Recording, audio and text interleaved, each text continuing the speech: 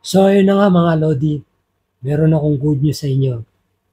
Sa lahat po ng nanood ng aking tutorial regarding Sound.me at nag-i-start na po sila ng kanilang earning, natutuwa naman ako. Meron akong mga na-receive na inbox na kumita na daw sila. And I'm happy to all of you. Masaya din ako kasi kahit papano, nakatulong ako sa inyo na kumita kahit na hindi naman ganun kalaki. So this time, kay YouTube naman tayo.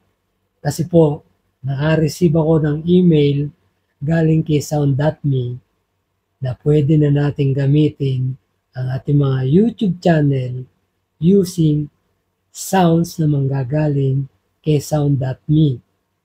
So kung kayo po ay hindi pa kasama sa YPP program or kung hindi pa monetize ang inyong mga channel sa YouTube, konti pa lang inyong mga subscriber, pwede na rin po kayong kumita sa YouTube.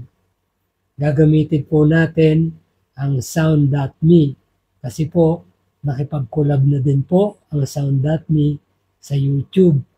Kaya pwede na rin po tayo magkaroon ng earnings sa YouTube kahit hindi pa po tayo monetize.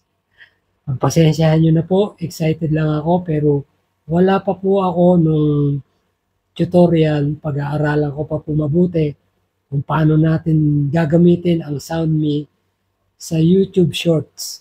So, abangan nyo po ang next video ko. Pag-aaralan ko po mabuti kung paano po natin magagamit yan. At ang kagandahan po nito, hindi po tayo makaka-copyright. Kasi po, makipag-collab na po ang Sound.me sa YouTube.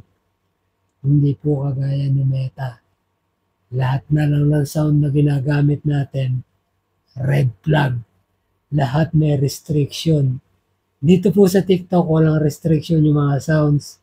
Sa YouTube, may copyright, pero pwede kang mag-disclaimer. Yan po ang kagandahan ng dalawang social media platform na yan, kumpara po kay Meta. Sa atin na lang po yan. So, abangan nyo po ang gagawin ko pong tutorial. I hope na makatulong ulit lahat sa inyo. So, yung mga wala pang YouTube channel dyan, gawa-gawa din pag may time. Kasi alam ko na napakahirap ma-monetize o maging YPP partner sa YouTube. But dito, sure na kikita na tayo using Sound.me. See you soon. God bless.